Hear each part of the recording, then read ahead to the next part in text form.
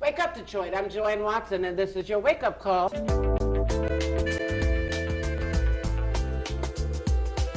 When a brown girl child is born, the earth shifts.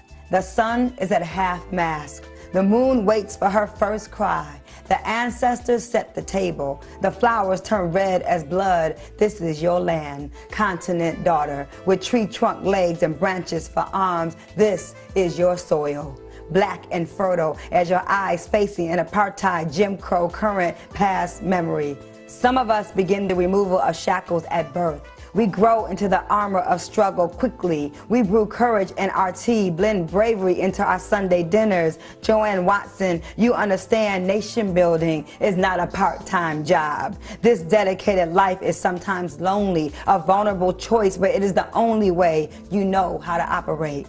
You are wired for the movement in your black women bones, even when tired, still fighting, still organizing, still singing morning spirituals. You were born to lead, even in your own family, the eldest of 10 children born to Jefferson and Lestine. You made Damon, Nefertari, Stephen, Maya. Her children always knew she was larger than life. When you are a woman in the movement, you take the children with you on the journey. You bring the babies with you to your college classes. When you travel to Ghana for the first time, it will be with your daughters in tow. When you are a fearless, nationalist thinking mama, mothering never stops with your own babies. 30 godchildren and mentees across the globe. The daughter of a ministering mother is already ordained for good trouble. A seer, a prophetic young student preparing for her lifelong role as servant to her own community. When your purse was snatched in a Farmer Jack parking lot many years ago with your kids' tickets to Run DMC in the purse, you made sure they still got to that concert and even hosted Melly Mel and the Furious Five in your living room, because queens make it look easy. When you were a single mom, people would tell you what you can't do. Instead, you moved to New York City with all 4 of your C's to do your necessary work with the YWCA, because queens make it look easy.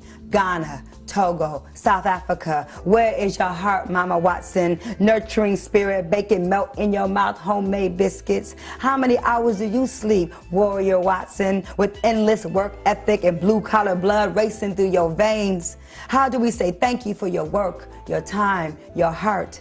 We know you will never really retire. There is a fire on the path to freedom. There is smoke, there is sacrifice. There are stories of justice, of women, of Tubman, Sojourner, of Angela, Asada, Coretta, and Merle, and Betty, and Queen Mother Moore. Some of us know we are ancient, that our marrow is laced with legacy, that we are here to bring light to our daughters. Sometimes it just takes one woman, a mother, a grandmother, a Spitfire, griot, a sister, the only woman to lead the NAACP's largest chapter. She, daughter of the movement, of Rosa, of Irma. She was a birth that gave birth to possibility for other young activists like me, a true D woman, frontline Fatima, Nigerian blood, councilwoman, leader, truth teller, Joanne Watson, social worker, president of the Anti-Klan Network, sister, inspiration, dedicated to the protection of girls and the voices of women wrapped in West African beauty, regal and resilient. Wake up, Detroit. Wake up, South Africa. Wake up, Cuba. Wake up, small business owners. Wake up, White House. Wake up, reparations. Wake up, teachers. Wake up, women. Wake up, schools. Sleeping is not an option when the Honorable Joanne Watson is in the room.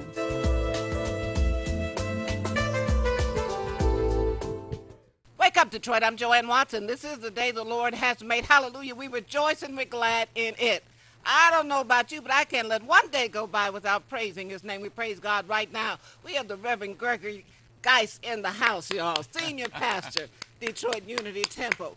We have Ezebe Nnamdi in the house. She is a leader and one of the directors at the Nnamdi Center for Contemporary Arts, doing wonderful things over on East Forest Avenue.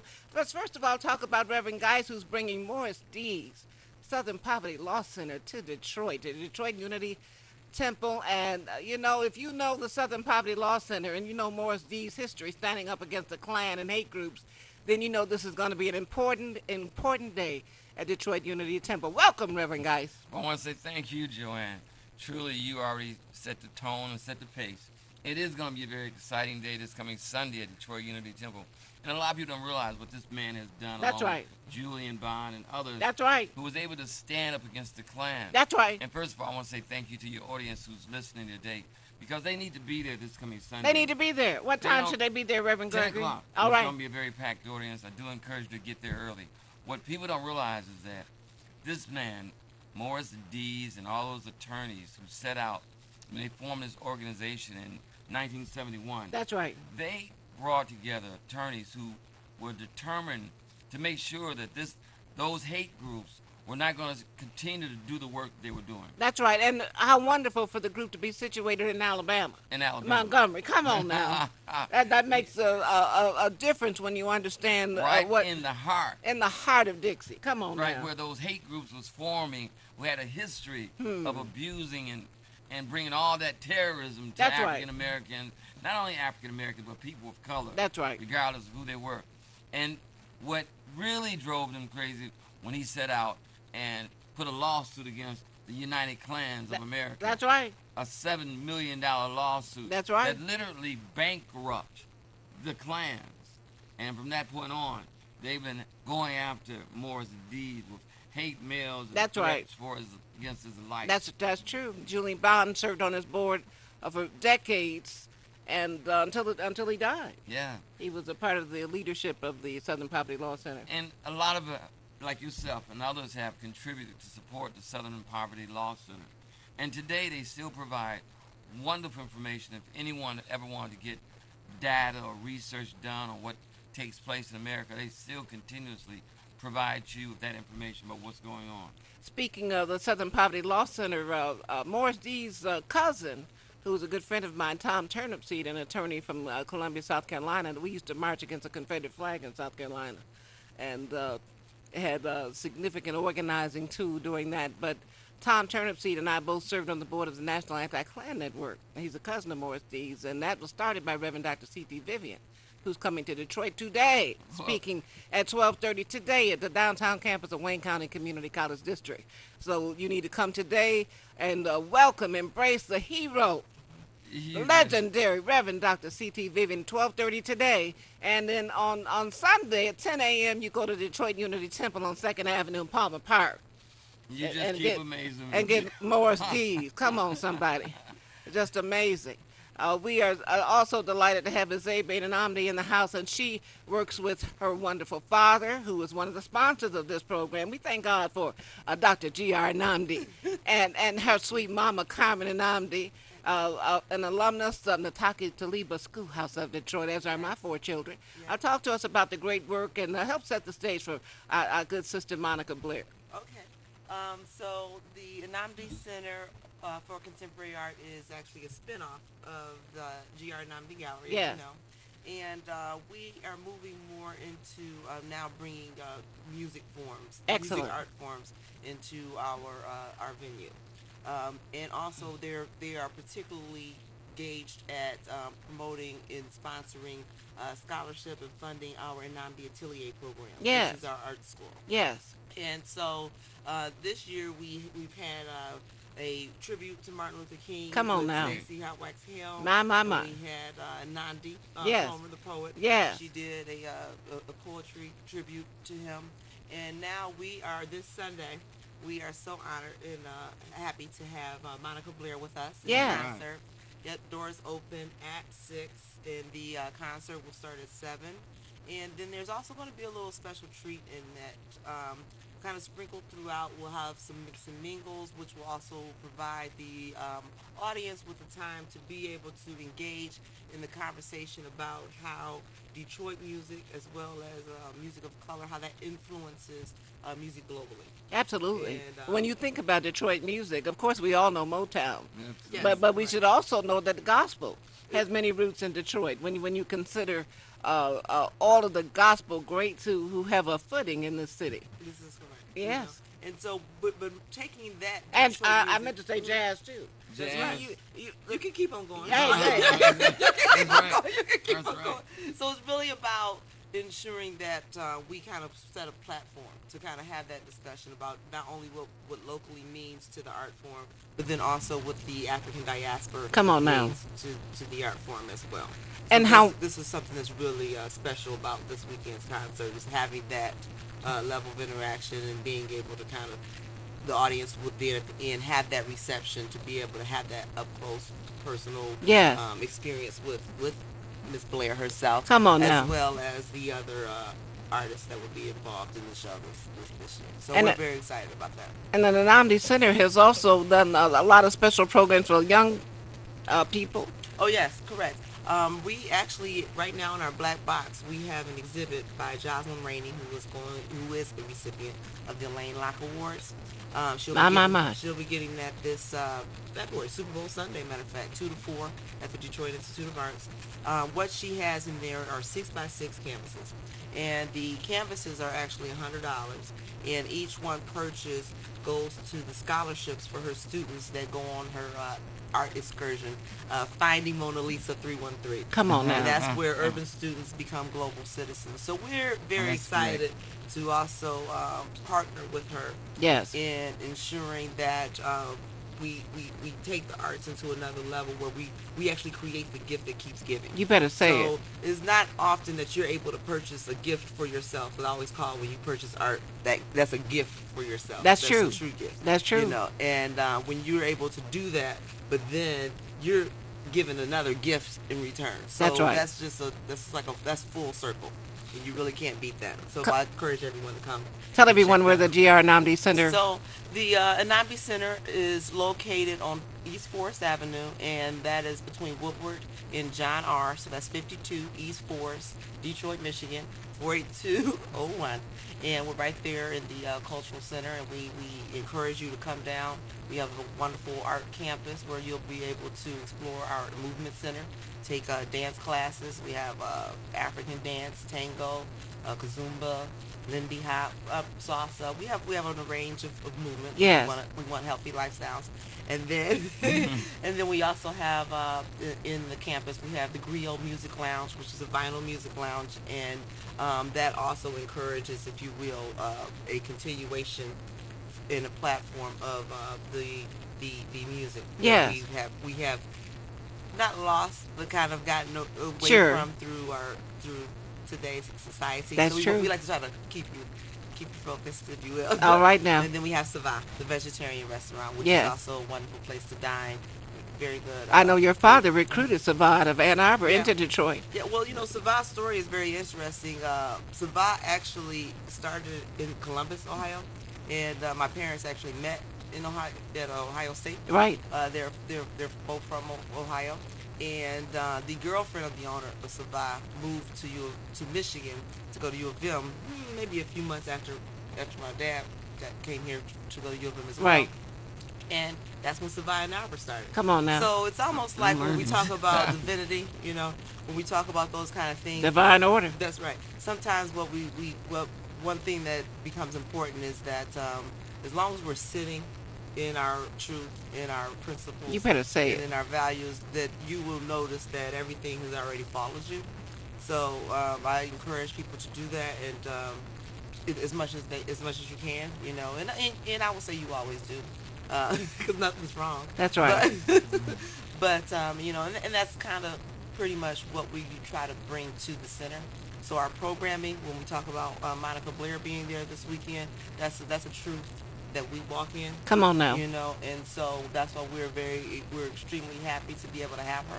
And we're so happy to have a whole weekend full of activities Oh, that will yes. lift our people up. And certainly Detroit Unity Temple is going to be at the epicenter of Yeah. lifting our people up on Sunday at 10 a.m. Detroit Unity Temple, yes. 2nd Avenue, right in Palmer Park. But I'm just so grateful for what you're doing at your center, because that you. instills so much in our youth, and not only the spiritual but the health consciousness that you're imploring. Because too often our children miss that entire wholeness and wellness that you're instilling with movement, with dance, and the cultural values, because it takes on that holistic concept of empowering our children, our youth, our entire family in that spiritual consciousness.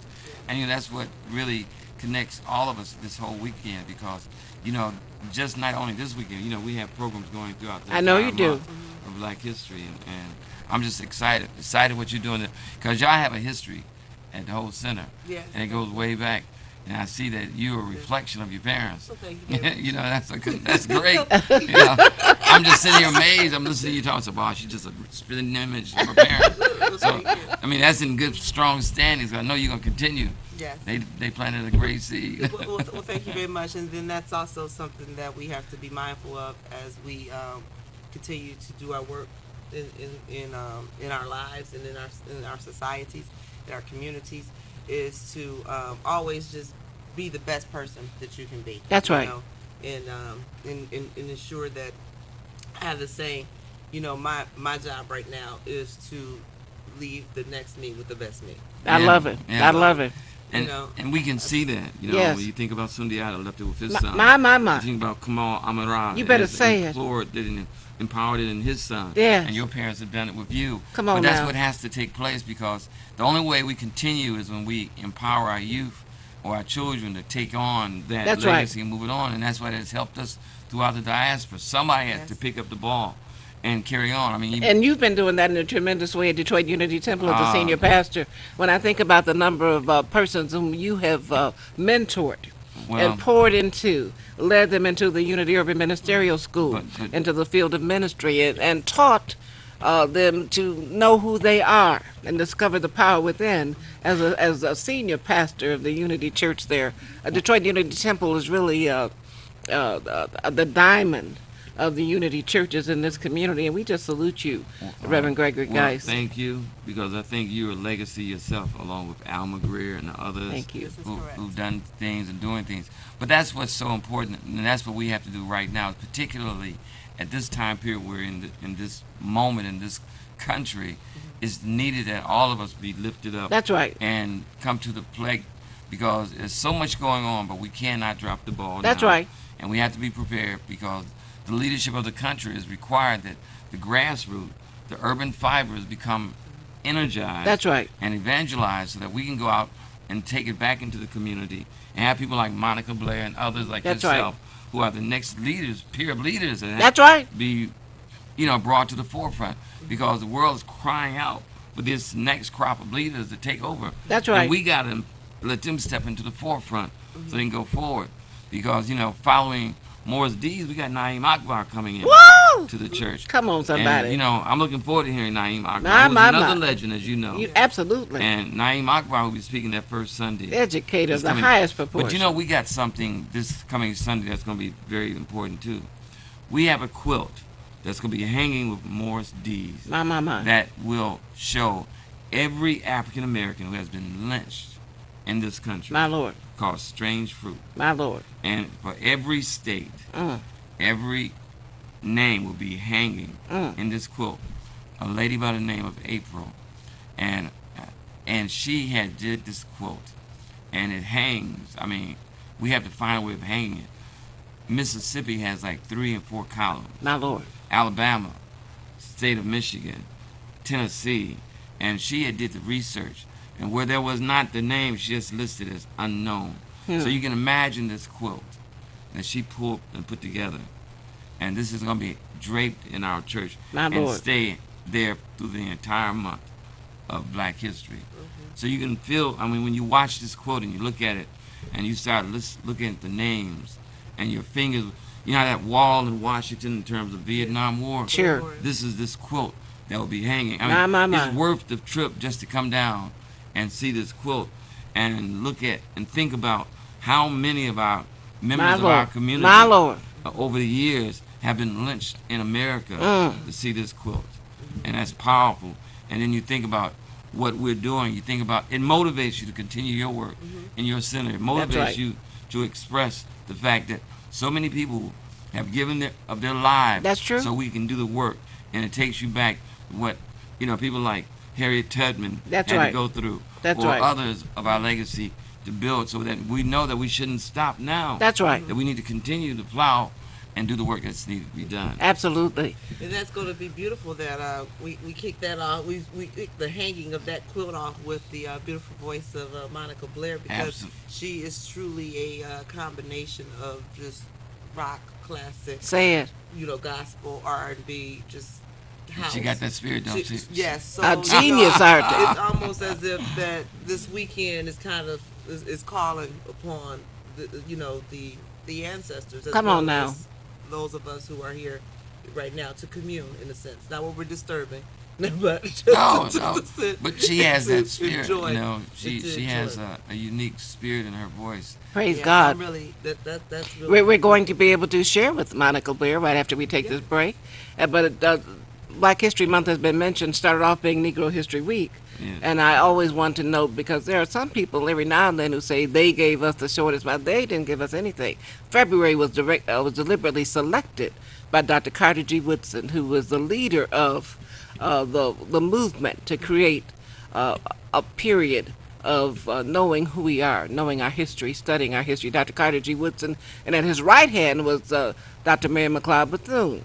They were the leaders of the Association for Negro Life and History in that period, and they worked for years and years to come and put the template together for what is now Black History Month. It was selected because February was the selected birth month of Frederick Douglass. He wasn't sure when he was born, but he selected February. Hey, So homage. Yeah.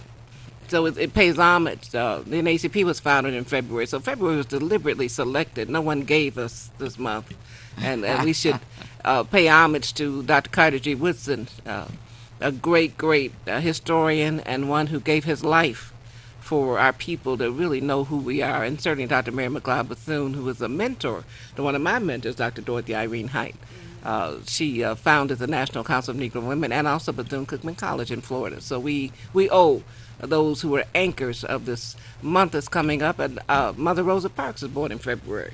All kind of things in February we need to just lift up as we pay homage to Black History Month. We want to say a special word of thank you to Izebe Nnamdi. Thank you. all right. We're going to continue with Reverend Gregory Geis as we bring forth our sister, genius artist, Monica Blair, in the next segment. Wake up, Detroit.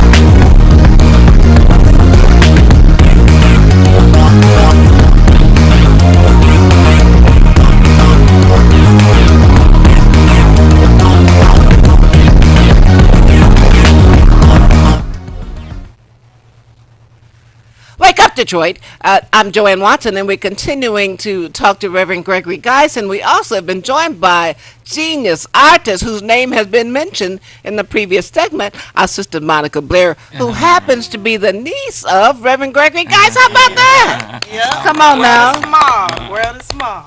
So tell us all the good news about your genius and all the things that have led to your becoming the star you are. Oh man, that's a long story, but the short of it all is that Detroit is a place that's a wonderful incubator for talent. Yes. Because we have an understanding of things beyond what we see. And we Yes. were just kind of talking about that, the idea of truth and being divinely ordained. And, my mother had the foresight and the understanding and the friendship to make Orthea Barnes my godmother. My. Oh, yeah.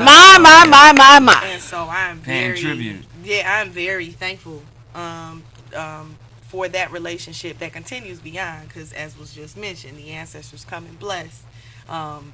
Once they transition to another place. Come on, somebody. And my godmother has been very instrumental in my life musically and having me understand what this business is really all about. She talked about you all the time. She loved. I Come love on, her. girl. She lo- Currently, she just She loved this baby. She instilled in me some things that even I'm still unpacking. Yes, got you. And so I currently reside in Atlanta, and I moved so that I could get more of a scope of what I actually have been blessed with. Come on Sometimes now. you have to step away so that you can understand your real That's blessing. true. That's true. And so I've just been in the throes of really kind of getting into that, and I moved into a space of creating music. I can't even start the list of the people that I've worked with in this city and beyond, but mainly in this city because this city is a hotbed for music, and I really started with the hip hop community. Say it. You know, and that's my family. Hey. Right. You know, each and every one of them, I love them madly. And so, you know, and an album came out of Silent Riot, which is in 2006 that, you know, people are still singing those songs and excited about those songs. And you Come hear on some now. of those songs on Sunday. All right. But now I'm in the vein of moving more towards being a performance artist. Yes. And my music, you know, in Atlanta, I went and I didn't have any resources, and so I used my iPhone and my iPad and my voice, and I created music. Woo! With nothing but that. I love Wow, it. what a Look story. at God. Look at God. God is incredible. Hallelujah. And so I'm very interested in the voice and how it comes together and how I can use my voice as an instrument, even outside of using it just vocally. You better say it. And so, you know, it's about pushing the limits and the boundaries of what we think we can do. Oftentimes is far less than what we have the capacity to do. My Lord. Right. So I'm just exploring my capacity, I love it. and that's it. I love it. You know. Well, No, give that's not us, it. give That's us. not it. It's good. Now, Monica, you're gonna have to give us a little sample, a little something, something. A little sample. Oh, it's early, but let me see what I can All right. do. Love me like every day. Glad that you can breathe. Thankful that you can open up your eyes and see. Love me like a lazy river. Slowly take me in. Draw me close to the bank and swim away again. Don't judge my morning voice, y'all. Your morning voice is superb, extraordinary. But if I can say what I like about it is she goes straight to spirit.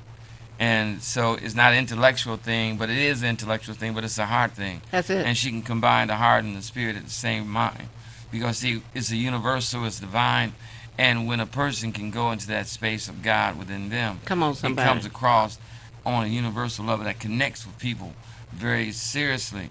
And so what I appreciate in a true artistic form, and if, you know, in that one brief moment, I drifted into the voices that was in Harlem. I drifted into what those who are true artists can do in those improvisational moments. Yeah. Because that's what you've been able to do around true artists, because That's it. there's no time or space. It's just being in that moment that you allow the God within them to come across and connect with the divine.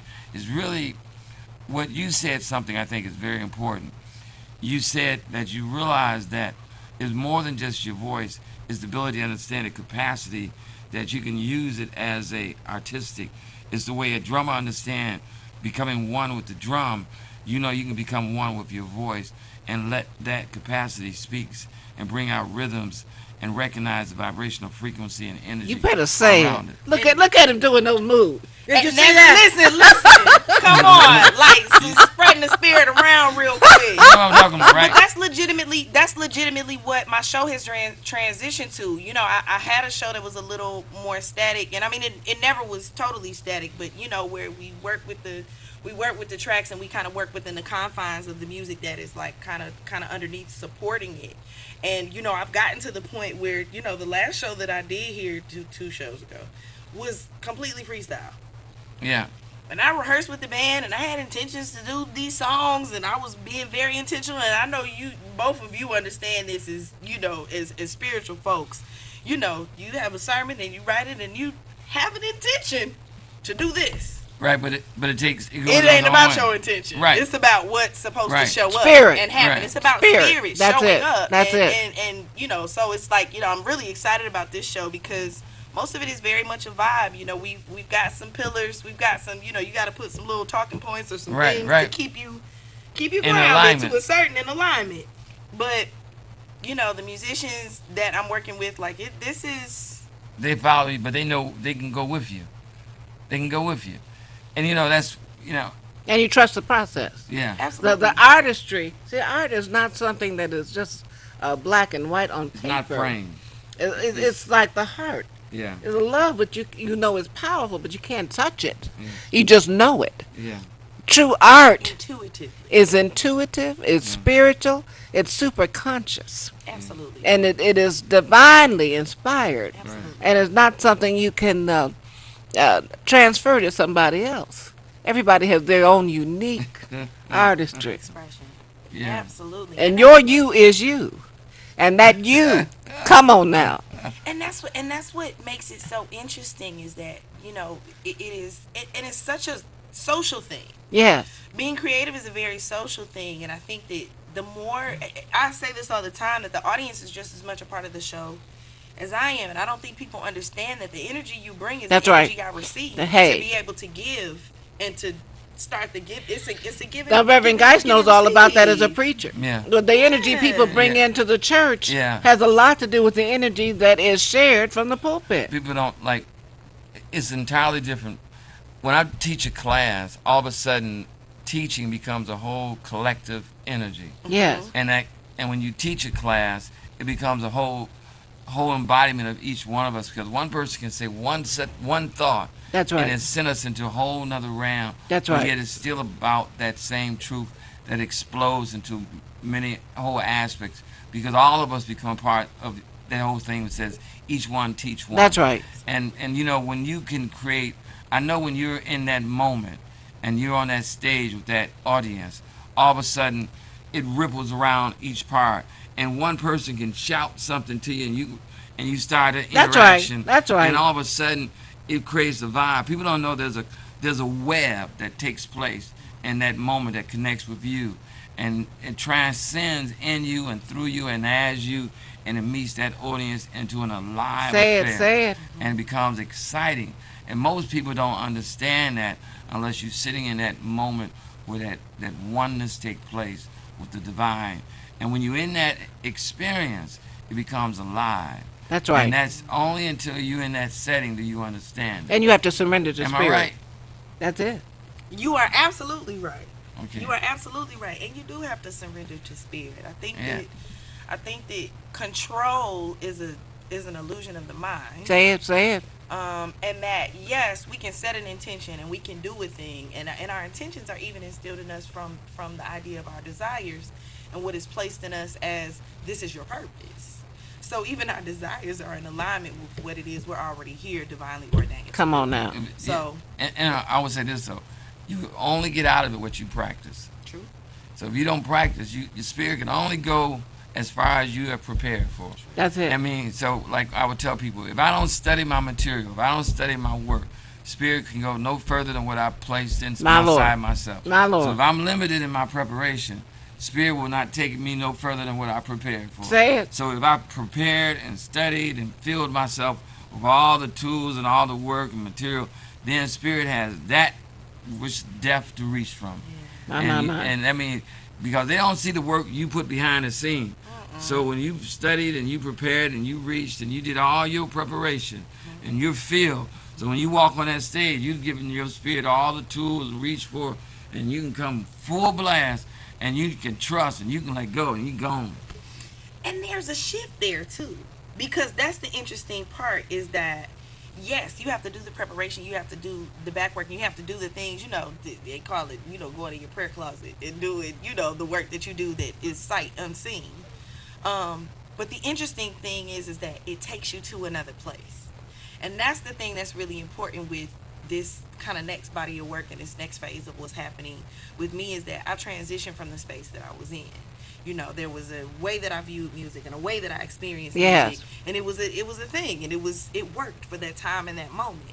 This is a different time and a different moment. Yes. The world is shifting, and as artists, we should be mirrors to what is actually Right. happening in the world. Yes. Whether that is just an awareness from an awareness place, and I think for me, it's more so from a place of it's time to go in. It's time for everyone to go in. None of this external thing is really what we need. You or better really say it. desire. You better say And it. it's not the fruit that we really seek. Hmm. And so, it's one of the things that has happened with me, especially moving to Atlanta, is that I moved to a place where I didn't really know anybody, and I know people, but I didn't really know anybody, but I didn't have kind of the trust in the relationships that I had Sure. in Detroit. And so that makes you go in. Yes. You have to trust yourself. You have to know yourself. That's you have right. to be self-guided. That's right. And so the music and the things that I've been creating have been about what happens when you are self-guided. Yes.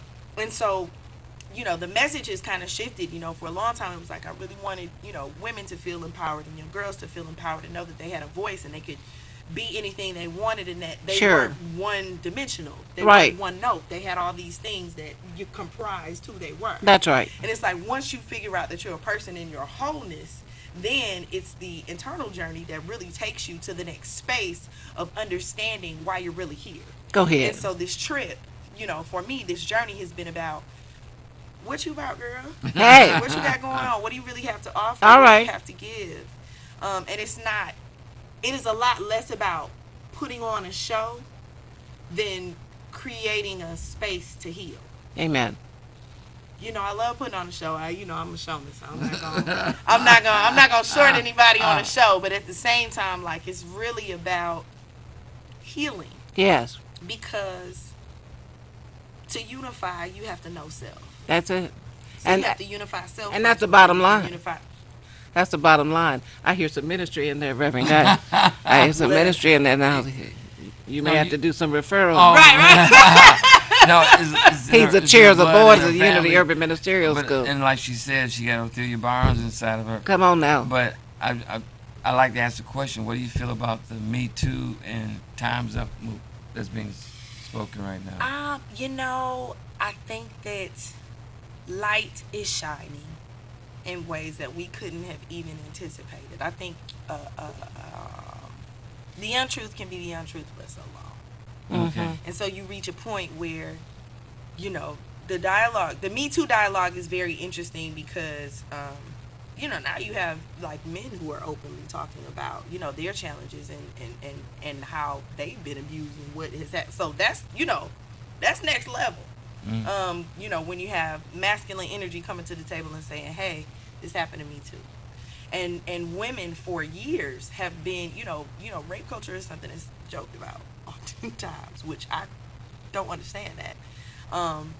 So there's a huge shift in what we and that's the African tradition to the matriarch. The matriarch is the head of the family. That's kind of the African tradition, and I think we're shifting back to that because I think there's an understanding that what women can really offer the structure of a family and even the structure of a country is significant.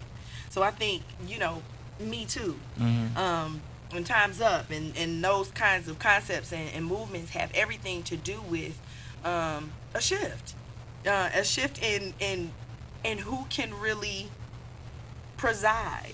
Yes. And be a voice and be a pillar of understanding, and not to say that men will always be men and be that force and that support and that governing factor, but it's like women have been doing that Right. quietly, silently, suffering silently. And so now is a moment where women are saying, hey, I'm here. I have no intention of suffering through the things I suffer through anymore, because that's transformation. We're in a shift. Yeah. We're in a shift. And- And so those are representations of that shift. Right. And of course, African women Come on now. who have been lynched, drawn and quartered, tortured, oppressed, having babies snatched from their bosom, raped repeatedly by terrorists who wanted to treat people of African descent as if they were less than human, despite the fact that we're the mothers and fathers of humanity. Come on now. That's an absolute. The large Me Too Capital legacy, M-E. come on somebody, of African women still needs to be told fully and holistically and embraced by all those in this country, because the truth is that Africans were not waving their hand on the west coast of Africa saying, come get us. We need to be rescued. The civilization of the world started in Africa. In Africa. And there's some falsehoods which are pronounced, which try to act like we sold ourselves. No, the slave ship were built in Rhode Island. That was the industry. It was the economic industry of Rhode Island, and the Africans were brought to this country to make undeserved wealth for people who never potentially saw us as citizens and members of society. They just meant to make money from our unpaid labor. So we need to make sure that the entire story of Me Too is lifted up. Because that's a very linear thought, you know. And you're right, the birthplace of civilization. And not only that, but we were early on traveling the world and handing out civilization to other people who were not civilized. Come on now. So that's a whole nother. You know, we don't talk about that often enough. The fact that we took our wares and took our fineries and said, "Oh, you guys are over here, dying. Okay, well, maybe if you get the hygiene together, you'll be all right." And that's not a diss. These are just the facts. Well. That we know to be true, and we know to be true. But when you don't, and it's more about hiding the truth so that you don't have an understanding of your wealth and your greatness. And Because this is who truth you is are. what you're going to be sharing Absolutely. as you are on stage Absolutely. at the Nnamdi Center for Contemporary Arts on Sunday at 6:00. Absolutely, and that's exciting. I'm excited, and the beyond. I love the historical premise of the traditional African premise of who we are, who we have come to be in this now moment. And the thing that I would really like to impart on people that are my age and beyond is that now you are at a point where being is enough. Mm-hmm. I walk in the door with me. Hey, So I walk in the door with all of that context. your presence is power. Absolutely. You make a statement by just being present. in the Hey, presence, and authentically who you are. authentically who you Yeah, are. that's so it. we That's a have great to get word. to the job of being and doing You better Right. say it. consistently. The great, Right. genius, young artist, Monica Blair. Hey, It's my all pleasure she's going to to be. be sitting here. My. Sunday. This Sunday. This Sunday. A Doors wonderful are at Sunday. 6. Show is at 7.